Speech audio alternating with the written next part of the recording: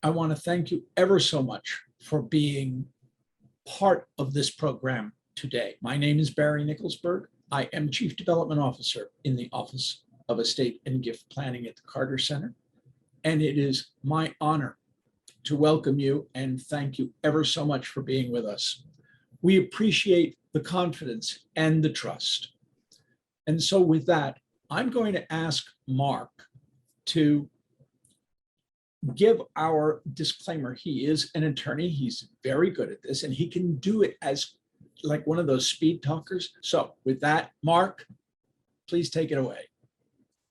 All right, here we go. Let's do the fast voice. The information contained in this presentation and these materials are only for educational purposes. It should not be considered financial or legal advice. No, I won't do the whole thing in fast legalese like they do in the commercials. What I will say is that, we're really fortunate today. It's not going to be a great deal of legal discussion being had. In fact, what we are going to be doing is having a really wonderful discussion about some ways that you can make use of some tools today, tomorrow, literally as the next steps in your life to make sure that you're aligning your vision, your values with not only your philanthropy, but your investments. And I have Dianne Manuel to thank for that.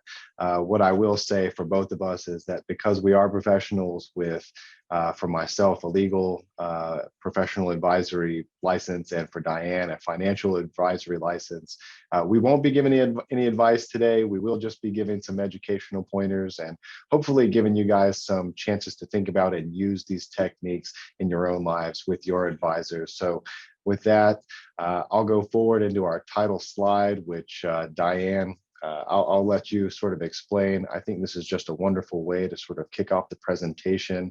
And before that, let me just introduce you very quickly. I know there's a little bio coming up, but I just wanted to say, you all see here, Dianne is a PhD and an MBA, so obviously a vast experience in terms of professional background. But one of the things that's not mentioned and that I want to go ahead and just say thank you for is Dianne's service to the Carter Center on the Carter Center's Philanthropy Advisory Council. And so this council has been put together, comprised of many professionals from many disciplines and respective backgrounds, and they contribute to our work at such a wonderful level. And thank you so much for volunteering your time, Dianne. With that, I'd ask you if you could talk to us a little bit about this idea of this convergence, and please too, just give us a little bit of a background about yourself. I want to thank you, Mark, and your team, Barry and Natasha. Thank you for having me. It's such a joy. And this will be a journey. And Barry mentioned drinking out of the fire hose. It's information and educational. So I hope you can take it a little bit in. I never ask anyone to take everything in at one time. And I do love this slide because it is a journey. Because I really think that you'll see my perspective that there can be a convergence between philanthropy and the capital markets. Wonderful. So a little bit about me. My heart and my soul is committed to social justice, philanthropic work. That's one reason I'm volunteering with the Carter Center. Because of what they do and what they all stand for. I just termed out as chair of the Women's Foundation of California, that board, my COVID term. I just got elected to the Miss Foundation in New York, that board, but one that Gloria Steinem started, and I start that job in that volunteer job in October. Congratulations. Thank you. But to learn a little bit about me, my essence probably began, well, I went to Catholic school for 12 years, so that probably contributes to a lot of who I am. But the other piece was when I was maybe 14 or 15, because I knew we didn't drive. I didn't drive, but my brother and I and a family friend worked at a boys club in Los Angeles. And my cousin was the associate director there. And we spent the summer working. My mom would take us, and we'd get there around 1 o'clock because the kids were kind of coming in after summer school. And my cousin was just a wonderful, committed man. You know, he handed each of these 3 teenagers job assignments for the summer and assumed we would be successful at it. And each one of those assignments had an opportunity to work with the kids. And it was super fun. I walked out of there super proud of myself by doing something. Let's put it like this. I had to teach kids multiplication tables, and that's not my strong suit. So I was super proud of myself and my brother and my family friend. But what I realized was this work was so important, working with these students and young people and having them have opportunities to be in community, to work on stuff together, to practice together, to play together, to eat together. And my cousin was committed to that work. He started off in college. He became the director eventually of that boys club, but he died when he was 59 years old. And I knew so much of it was because of all the heart and the soul that he brought to that space. So my social justice work, I think about as being fairly more upstream. I'm committed to advocacy and activism and systems change. And that's primarily where I do my work.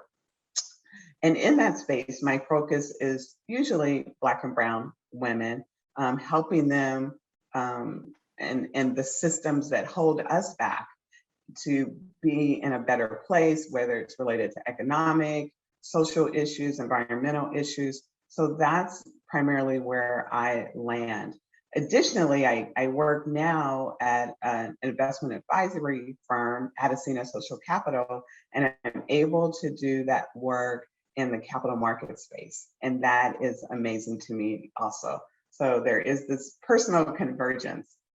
And last but not least, I am super native of LA. I love everything LA. You know, Saturday, I will go on a hike at a local park and we'll hike for 45 minutes and then we'll go do yoga. And Friday night, I'm going downtown to the music center for disco dance night, which happens, canceled last summer, but they're having it this summer. And I'm really excited. So, I'm all things LA. If you ever come out, contact the folks at the Commerce Center and, more than happy to show you around. Dianne, okay, I had no idea, but like next time I'm out, I want to do disco dancing. Seriously, like Staying Alive, one of my all-time favorite songs. But thank you for giving us a little bit of an introduction. And honestly, with that, I feel like everybody's going to be probably looking forward to this as much as I am. Would you mind giving us a little bit of an overview about where we're going to be going? Sure. So the overview will be, I'm going to introduce this, give you some historical context, tell you where we are today, and then we'll get personal.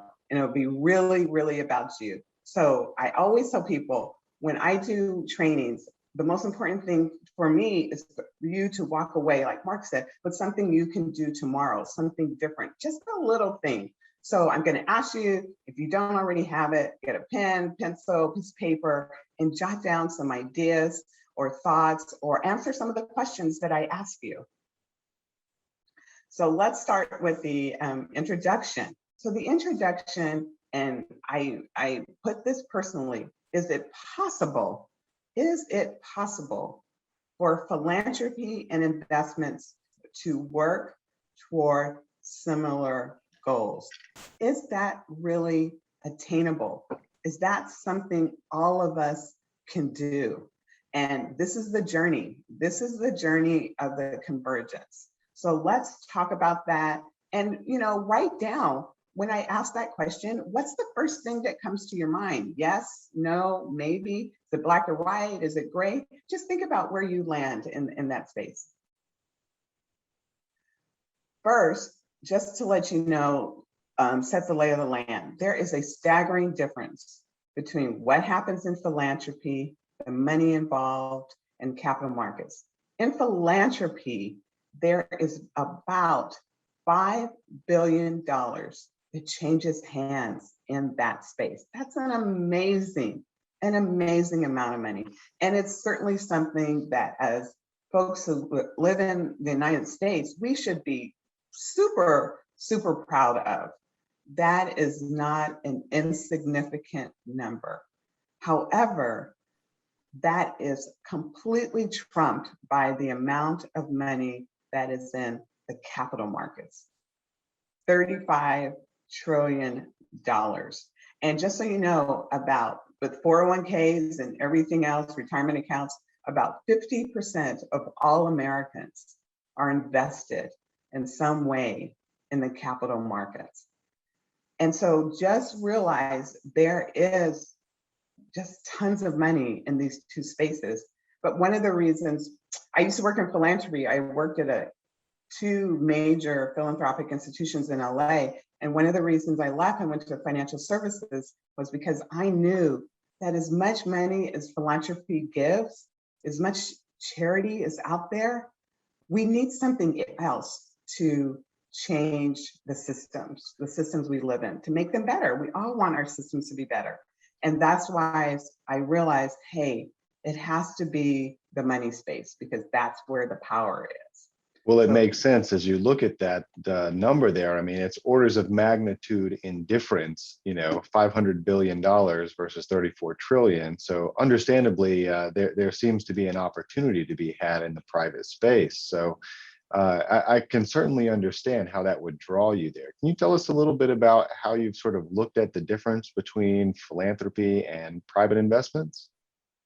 Sure. This is great context. Thank you, Mark. So right now we kind of think of philanthropies over here, our philanthropy and our investments are over here. For each of you on this call, whether you are a donor to the Carter Center or friends of a Carter Center, I can almost guarantee you that in some way, in some capacity, through some resource that you have, whether it's time, intellect, money, you have contributed philanthropically, especially in the last year and a half. And usually we do this, all of us do this, is because it's important to be altruistic. And the important thing about being altruistic and altruism is that science says it makes us feel good. When you help someone, just like my story, working in the Boys and Girls Club, and I didn't know my multiplication tables when my cousin gave me that, I thought, oh my God, I'm gonna be a disaster.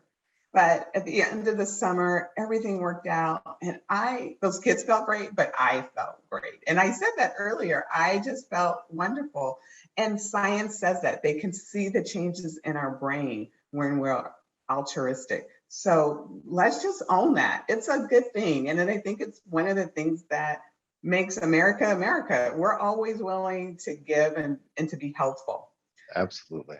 The other piece about philanthropy is that we also know, because of our capitalist structure, the way regulations are set up, philanthropy also helps us minimize taxes. That is it's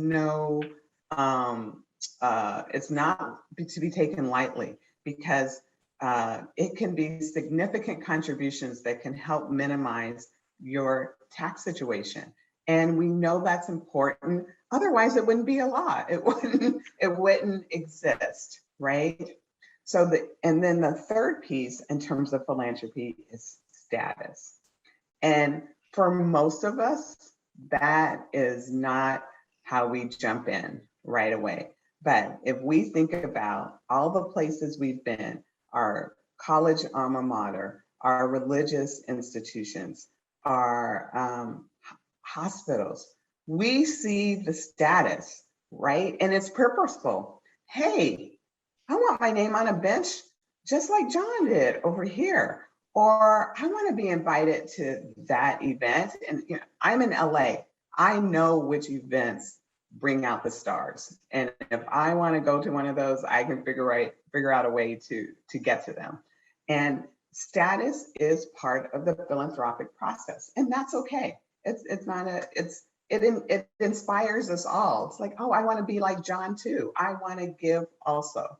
And Well, so, recognition is certainly one of those things in certain respects for certain people that definitely can make a difference. So we all appreciate when someone says thank you to us, especially when we expect nothing in return. So that makes a right. lot of sense. It makes sense, right? You know, that's part of who we are. We want to be acknowledged, right? And sometimes we want to be in that crowd and we want to be able to meet people. Yeah, I've got a picture on my phone with one of my favorite actors on TV, or I was at an event.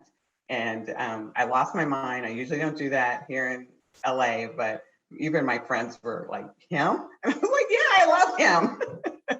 And I hold that picture dear.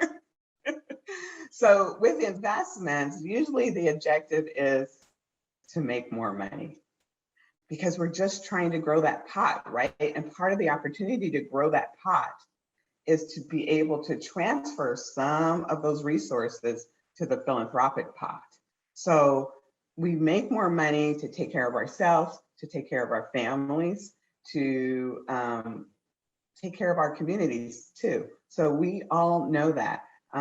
Major foundations will tell you it's so important. I had someone tell me yesterday that we make money because we live off of that money. So that is key, and we can't discount that.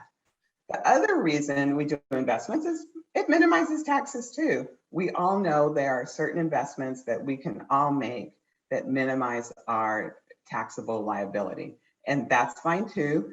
They are codified in our IRS codes, and these are opportunities that most of us, if not all of us, take advantage of. In fact, when you fill out your tax form, you probably can't not take advantage of them. So that is codified in how we work also. And then there's also status. You know, we all know people that have taken their business and grown it and sold it, or now have become statures in their communities that, you know, they can grow their portfolio and they're able to give more money away or send their children to private schools from K to graduate school. We all know folks like that. And, you know, it may not be the primary reason we do investments, but status, because as Mark said, recognition and status is a part of our milieu all the time. So we just need to recognize it. But the key point is that right now, most people think philanthropy investments are separate. So let's go down this journey to see if that's really necessarily the case. The historical context is that men make money. You know, one of my favorite shows, and I watch it every time, is on The Men Who Built America or something like that. Great you know, series. You do the Carnegies, the Chases, the Morgans, the Mellons, you know, the whole freaking crew. And Rockefeller, you know, he was, I think, my favorite. And favorite because of the story, not because he's the best person in the world. But I love the story, you know, and I've listened to podcasts, I've read books, I just love the story. And but you know, almost all of them have started major foundations, major institutions that have given away money. We see that in Bill Gates now, and we see it even in Mackenzie Scott and giving away tons of money. And the history has been that the men make money, and through time, right, women have been the philanthropists. They are the ones who are managing the giving away business. You know, on that HBO show, what was it, Mark? White Lotus. White Lotus, where the mother-in-law to the newlywed new bride says, you know, why don't you want to be a trophy wife? Why don't you want to give away money? Why don't you want to run in this status type of circle? And we know that's part of our lore, part of our story, as being part of America, that the men make money and the women given away, either in volunteerism or in other types of resources like money or thinking or what have you. Again, so why is philanthropy and investments separated? So let's start really giving you some context. So part of it is philanthropy is thought of as good, and you know, charity, altruistic reasons, helping somebody else. But investments are better. Investments are better because it allows us to be philanthropic. It allows us to give to charity. And that is just part of our background. And going to the next slide. And now there's some different types of thoughts about that. And one of those thoughts is socially responsive investing, SRI. And very simple, that type of financial investment expands the goals of an investment strategy to go beyond just the financial aspects and include the impact on society. Impact on society of an investment. My gosh, those are the same words we use to talk about philanthropy, right? The exact same concept, the exact Absolutely. same words. It's not that much of a difference. Some key terms you'll find when you start looking is environment, social consciousness, impact, governance, politics. All these type of thoughts now encompass publicly traded financial investments. What is the impact in society? The historical context for this is that we can go back all the way back to the 1700s. And the Religious Society of Friends, or our favorite folks, the Quakers, did not invest in slavery and smuggling. And so gambling was a bad thing then. I don't know if gambling's a bad thing now, but that was their perspective. And it wasn't just them. There were another number of religious organizations that felt the same way, and abolitionists who felt the same way.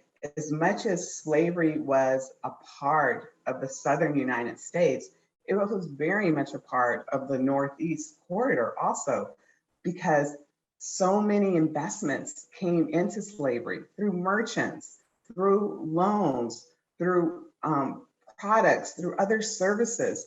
The Northeast, Boston, New York City, Philadelphia, these companies and these banks were heavily invested in what was happening in the southern part of the United States. But there were some, like the Quakers and other abolitionists and other religious groups, that really felt like slavery, drinking, gambling was just detrimental to our own society. And as we move forward and we talk about the 1960s, we get to the Vietnam War, we get to consumerism, we get to climate change. All of these issues start coming up and become so important. And we start thinking about, oh, what are these impacts? And so I'm going to take where we are today and just create this very big umbrella of impact investments. And here are what impact investments are. They are investments made with the intention, I love that word, the intention to generate positive and measurable social and environmental impact alongside a financial return. That social impact and financial return can run parallel to your capital investments. Impact investors aim to solve problems and address opportunities.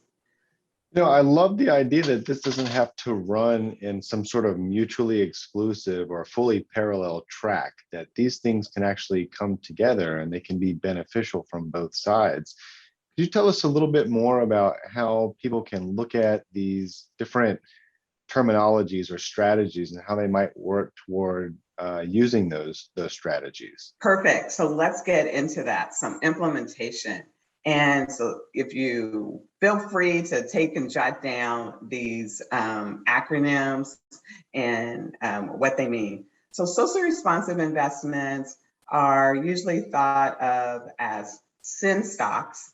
So these are the stocks you're not going to invest in. Historically, tobacco, firearms, and alcohol. We've added fossil fuels, we've added private prisons. So this is some of the historical take on this. This is what the Quakers did and other folks in the 1700s. This has moved forward to what we talk about when we talk about environmental, social, and governance, ESG. So you can Google that. And ESG criteria includes SRI. So it's yes and.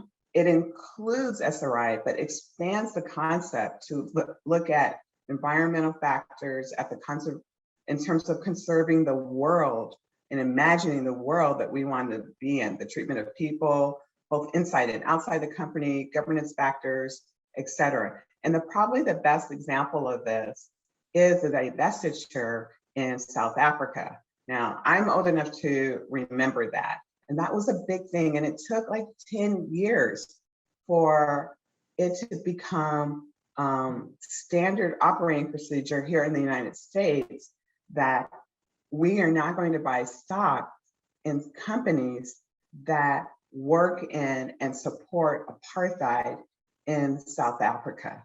And that was a hard movement. It took activism, it took protests, it took advocates, and it took some leadership and for people to really call out their colleagues and say, this is wrong.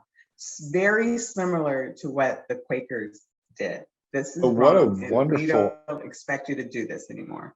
I mean, what another wonderful outline or illustration of community, right? People coming together and saying, you know, consensus values. This is something that we need to be able to work on together and then being able to move forward from. Dianne, yes. I mean, this is really wonderful. Right. That's one thing I know about advocacy and activism. It's a marathon. It's a marathon. And then finally, private equity, venture capital, whatever you like to call it. Just like any other space, there are private funds and there are private companies that are working actively to do good in our system. And these are private investments. Most of the time, you will get a financial return and do good, just like any private equity. The payout is 3 to 5 to 7 years down the line. And wealthy folks and folks that the government said can invest in private equity have the opportunity to do that. There also are some private equity opportunities that you may not get a return from. And it may, in many organizations, many individuals see this as an opportunity to take their philanthropic dollars, $250,000 just say, and put it into a company or a fund that is doing good. Say, you know, somebody's building a clinic and the real estate people are taking care of that deal. The city and the county have dropped in, but maybe there's an institution that's working with them that says, hey, we want to improve Black maternal health. And we need an app for that. And we're not going to charge for anything on that app. And it's just for us to communicate with pregnant Black women to make sure they're doing okay and how do they interact with their doctors. And we just need money to create this app because we know this will work. This will create opportunity to decrease death in that space. But there's maybe no return. But instead of giving to the clinic, you might give that company funds to build that app. And you may not expect any investment whatsoever.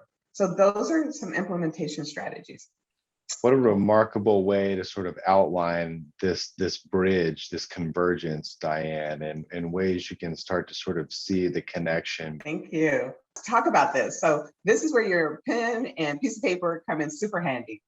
Are all your investments, your financial investments, your philanthropic investments, supporting your values? That it could be a yes, a no, a maybe, I've never thought about it. Or you could even be saying now, what is she talking about? And that's fine too. But you've probably hired a financial advisor to help you with your financial assets. Some of you may have hired a philanthropic advisor to help you, and you could be your own philanthropic advisor, but do those worlds ever meet? And let me give you a real world example, 95%. Let's say you have $1 million and you deliberately say, I'm going to take that 5%, that $50,000, and I'm going to give it to charity. The 95%, I'm going to invest in capital markets, stocks, bonds, what have you. And with those earnings, I'm going to keep filling up the philanthropic basket. But I'm going to ask you a question. What is the net value then of that $1 million? Because at the end of the day, is that 5% that you have in philanthropy and that 95% that you have in the capital markets, are they working against each other? Are you investing in something that makes the system, the community, the space that you're charitable to worse? Those are questions, or not improving it. Those are questions that you can ask yourself. And to be honest, there's no clear answer. There's no perfect world, but I think that's a question you can ask yourself. What is the net value of your investments? Thank you for that challenge, Dianne. I mean, a wonderful opportunity to consider this thing. This I challenge. think this question is, and we could pass through it really quickly is, what do I need to create all of this mission alignment to get everything in this bucket? So let's go. Let's talk about what we can do. So let's get personal. This is about you. I'm excited about this. And so your pen and piece of paper, your mind, your brain right here in the frontal cortex, it should be working. What is important to you? What values do you have? What missions do you live by? What are your intentions? Usually for some of us, there's a through line for our values. I shared my values with you earlier. Social justice, activism, advocacy, Black and brown women, California, Los Angeles. That's what I'm about. Those things are my heart and soul, and anyone that knows me will tell you that. Who is important to you? Families, charities, other extended family. All of us have family that's not blood, that we take care of in some way and we love in some way. In fact, I just had we just got a new client in my company, and it's a husband and wife. The husband IPO'd at a biotech, and the wife was like, whoa, are we hoarding wealth? Are we those people that are hoarding wealth?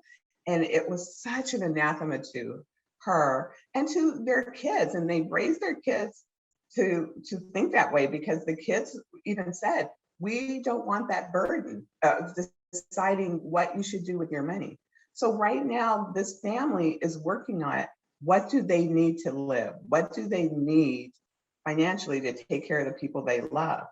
And what a remarkable conversation to be having internally. It's an amazing opportunity. It's an amazing opportunity. So I came up with this thought of a total investment strategy implementation that is driven not by these two buckets of financial investments and philanthropic investments, but by your values, by your mission, by what is important to you. There is only one bucket, and that's all of your resources. That's your heart, that's your soul, that's your mind, that's your body, that's your money. So all of that can be all together in one bucket. That alignment is just so critical, Dianne. I really appreciate you sort of talking to us about the ways that is possible, because that really does get overlooked so often. So I wonder if we might talk a little bit about this. I mean, at this point, it seems a little bit like sort of a lot of ideas. I wonder if you might talk about this investment strategy implementation. Is there a way to sort of start doing the Absolutely. Math? Let's get started. So the first thing I'm going to ask you to think about is to be transparent. Talk to yourself. The mirror is my best friend. That and Post-it notes. I always got a dialogue with myself going on Post-it notes. So be transparent with yourself. Who are you? What are you about? Say things out loud. Talk to your family. Talk to your friends. Because as you work on being transparent, you'll have a better idea of who you are and your values and your mission, and you'll be able to articulate it very, very succinctly. Then there's the intentionality, the part about just being intentional about the behaviors, because everything revolves around behaviors. I have a PhD in psychology.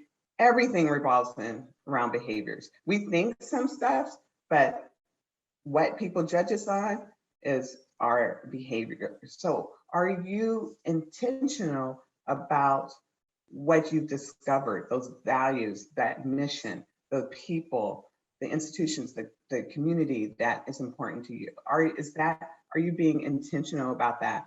You all know where my money and resources going. It doesn't mean that I don't have this other money for, hey, Dianne, I'm doing a walk, I'm doing a run, I'm raising money for this. The kids, the MS, the cancer, the everything, of course, because part of my intentionality is to support my friends. So that is one of the ways you do that. But I can tell you, and Mark could probably say this too, as a donor, as someone that helps a donor, when you have transparency plus intentionality, you have clarity. And as a donor, when you are clear on what you're about and who you're about, it's so easy to say no to people who aren't aligned with you, whether it's philanthropic institutions or financial advisors. There's that clarity there of this is who I am and this is what I believe in. And it's easy to move forward. Well, Dianne, I love how you sort of distill that down into two real focus areas. So let's real quick, like I said, I have a PhD in psychology. I am the queen of taking tests. If there's a magazine and there's a quiz in it, I'm gonna take it. So that's who I am. And I love to share and put together kind of self-assessments. So let's just run through these really quickly. If I'm gonna be here long enough for you to write things down. You're gonna get this, a video of this sent to you, so you'll be able to go back to the slide. It's slide 22. But what do you invest in? And from your philanthropic space, what do you invest in? Do you have clarity about those investments? Are they scattered? Do you have pets and kids, health? Are you buying goats for communities overseas? Are you doing some entrepreneurship? Carter Center, are they front and center for you? What's going on with your investment strategy? Are you able to pull a through line through that? And are my current investments aligned with my values? I love animals. I watch the animal shows on TV. I grew up with dogs. I don't give to that. That is not where I give. And I know that. And I don't hate on people who that's the most important thing to them. That's wonderful. But that's not where I want to put my particular resources.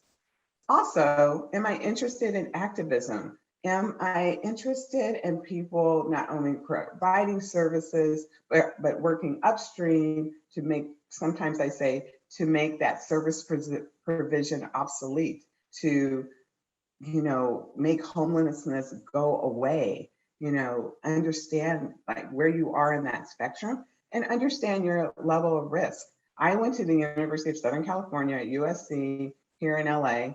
My husband calls them the bank because they always have money coming in. And I know when I give to USC, there is no level of risk. I give to the departments or the entities at USC that I support and I love, and I know they will be there. It's never going away. But I'm also part of a giving circle, and we deliberately give to smaller organizations, less than $1 million. They're running a project. And after that project, there's no guarantee that they're going to be in existence. And that's okay with my giving circle. So my level of risk, I know me, I'm more on to push the envelope. For me, I'm a little bit comfortable with my risk level in terms of philanthropic investments. So just think about where you are. Financial investments. What do I invest in again? Well, I have a fund. I have a Vanguard, Schwab, Fidelity. But how can I really figure out what I own? Well, first of all, if you own a publicly traded entity, security, fund, stock, it's public, you can find out. But also you can ask your financial advisor, and they should be able to help you figure that out. Are my current holdings invested responsibly? And responsibly, I should have put quotes around, because responsible to whom? To you? What does that mean? So you need to be able to articulate those values. Am I interested in shareholder activism? You can vote your shares. And also beware that you could study for something and vote for something that the company puts out to their shareholders, like outside directors and what have you, but also recognize that these big financial institutions, the Vanguards, the Schwabs, Fidelities, the Merrills, Morgans, they are also voting on these shares. So understand like what that really means, and participate in it if you would like to. And for most of us, we understand our level of risk. Who am I? What do I feel comfortable with in the market? Where am I in my life cycle? All of that. So you should have been able to jot down a few ideas for each one of these 10 or 11 questions. So a little bit, I say, ask your advisors. Now, I'm an advisor. I previously worked with individuals and families, and now I work with primarily institutions. But I can tell you that about my colleagues. We're frequently old school. We don't want to do anything different. We have a business model that works. We're resistant to change. So many of us, when our clients ask us to do something else, we push back. And advisors push back because they don't believe you will walk away. And for somebody who I gave up my individual clients, and I know they're your family, they're your friends, these individuals, you have shared your heart and soul and family stuff with these advisors. They know you maybe better than some of their family members, right? So they don't think you will ever walk away. When I left those clients, I called every single one of them. Every call was an hour. I was in tears for the whole hour. So I understand that relationship with your advisors. And some of their issues are they're not knowledgeable about this space. And until there's a tipping point in their clientele, they may not desire to get knowledgeable. They don't want to be exposed to and really research stuff outside of their comfort zone. And many advisors will tell you that your performance will be compromised if you're investing in environmental, social, and government funds.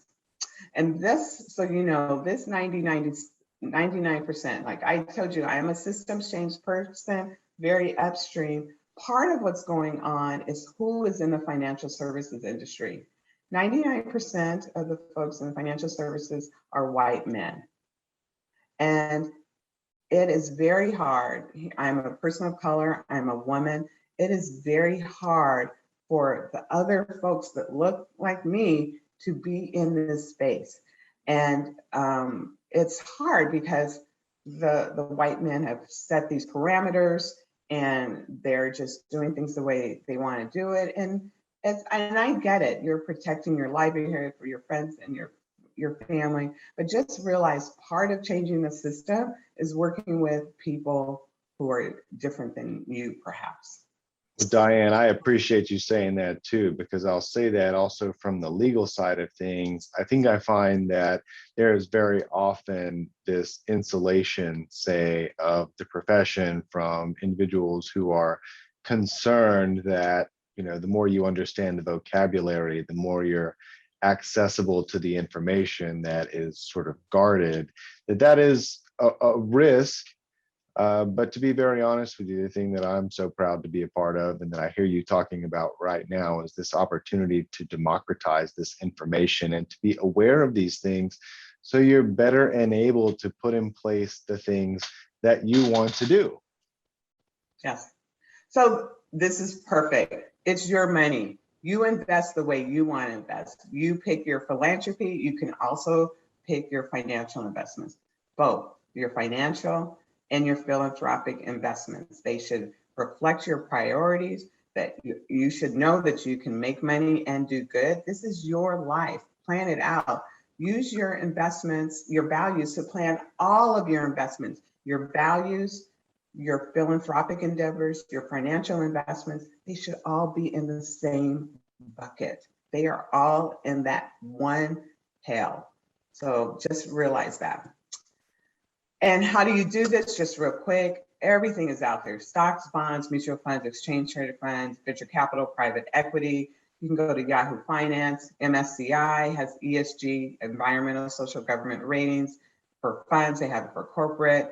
Morningstar has a sustainability rating. So when you go to Morningstar, you put in the ticker, there's a tab that says sustainability. Yahoo Finance has, some of those also have sustainability rankings, and I think ETF does too, ETF.com. And the goal here is really to increase your knowledge, So you're here, you've done a lot of that. You're Googling probably all these things I'm talking about right now, which is wonderful. The goal is to expand your opportunity.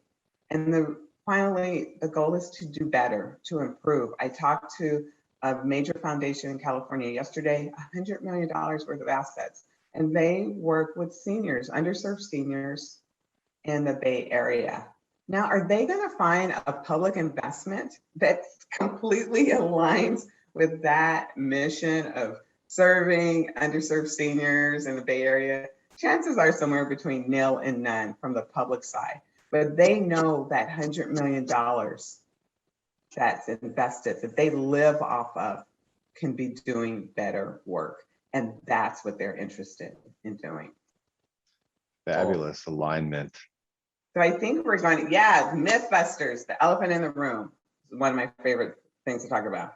Sustainable strategies sacrifice financial performance. They do not. So when people say that to you, just realize that that is their opinion. It is not a fact.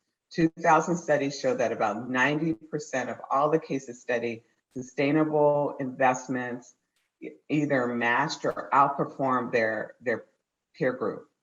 Number two, the key to sustainable investing is excluding sin stocks, alcohol, tobacco, firearms, fossil fuel, investing in private prisons. Sustainability is expanded to be inclusive of all people. You know, the Amazons of the world, the Microsofts of the world, the GEs of the world have a responsibility to our communities, whether or not we are shareholders or not. So just realize that sustainable investing is beyond just what we call the negative. And it's the opportunity to see and reward positive action also. Sustainability is a fad. Number three, not so much.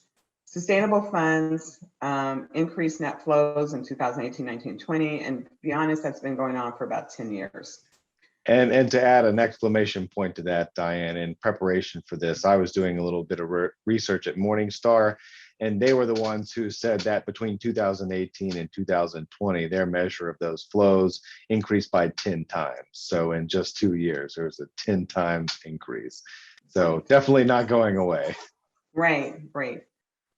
The fourth mythbuster, only millennials and women are interested in this. Not so much. 70%, I was just looking online before this, I saw something else that 75% of Americans have at least some interest in this sustainable investing. And what I have found is interesting, the retirement account space, those 401ks, those 403bs, those 457s are lagging. And CEOs are like, how do my employees want to invest in sustainable investments?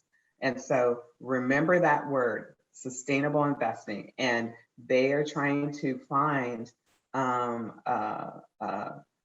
vendors that support that space.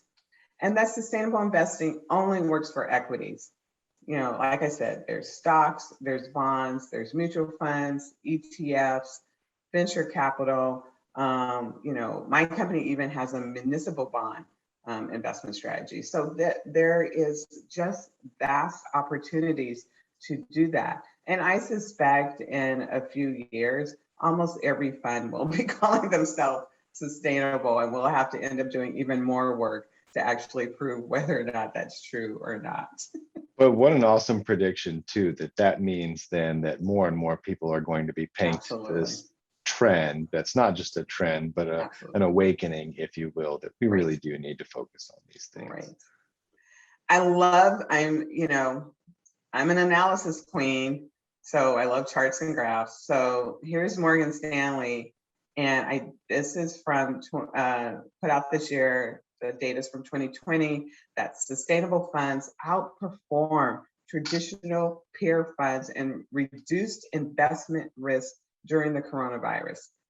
So some of the theory that is going on now is that if companies aren't factoring in sustainable issues, environment, climate change, social consciousness, consumer well-being, being a good corporate citizen, if they are in their strategy sections, in their executive suites, on their boards, are not factoring that in, then that is a risk to the company.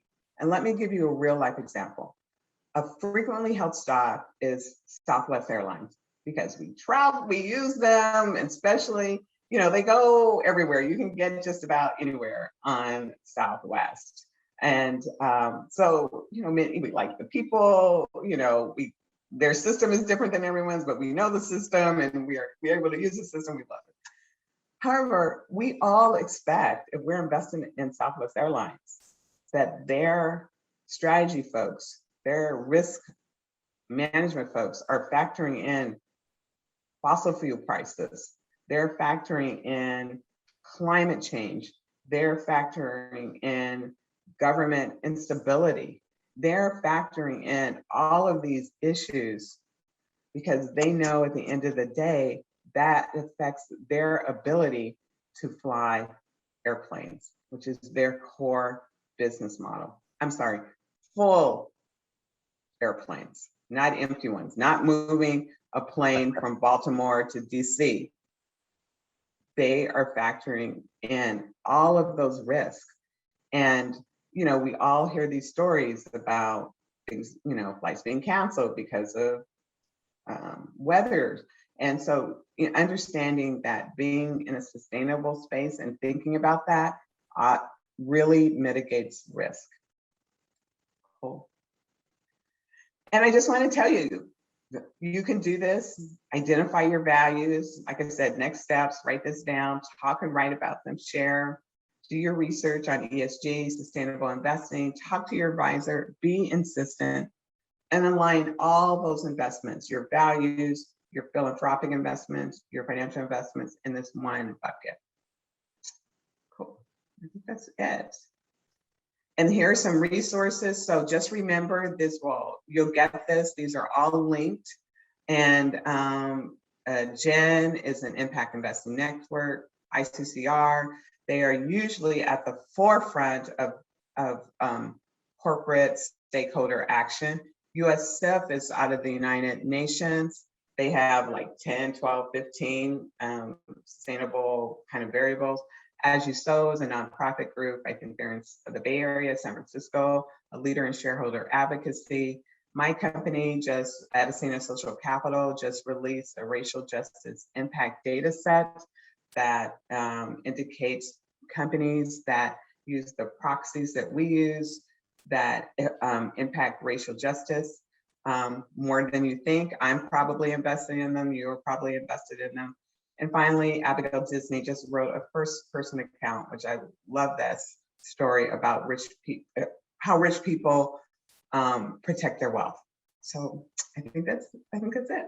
Thank Excellent. you. And to everyone in the audience, just so you know, the links that have gone out, the slides that you will have downloaded, everything that you see that's underlined is actually a link back to the information and the resources Dianne has actually offered to us. So please feel free as you're out there and following up to take a look at those. You can do this, put your name there. You can start on this journey. So thank you all for listening. I completely enjoyed myself and I love talking about this. Thank you, Mark and Barry and Natasha, thank you all. It's certainly been our pleasure. And Dianne, I have to say, I do have a question that has come in and one that I wanted to talk to you a little bit about. So we've had someone who's asked that they've managed to change all of their after-tax or post-tax accounts over to ESG investment funds or sustainable investments.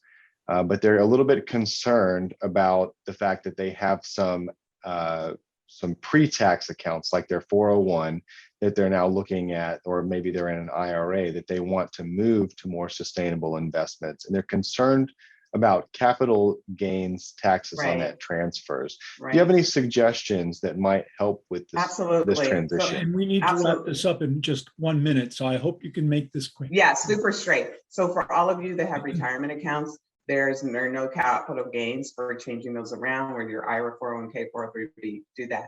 If you have after-tax money, yes, selling some of those investments can cause you to have significant capital gains. Think of a carve out. I'm going to do 5% each year. I'm going to do 3% each year. I'm going to do 10% each year. Wonderful. Oh, all those dividends that come in, I'm not going to let them be reinvested. I'm going to let them accumulate, and then I'm going to start buying something new. I'm going to put my feet in the water in the pond and see what's out there. So those are two really good strategies for the after-tax Wonderful. space. I have one more question that's come in, and we'll take a quick shot at that if we might. Could we quickly talk about how you just might find a financial advisor who's knowledgeable in this space? Yeah, it's really hard. I'm going to be honest. So just Google that space. You have some questions to ask them.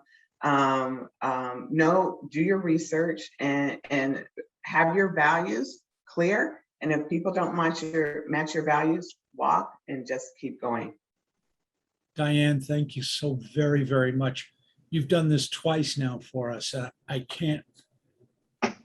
It's been wonderful twice over. Thank you. Thank you. For those of you who would like, if you want to reach out to any one of the three of us, including Dianne, I think the next slide will show you our business cards. And with that, you can just click on one of those and it will take you right to our email address. If you have any questions or follow-up, please do not hesitate to reach out to us. Dianne, one more time, thank you. God bless.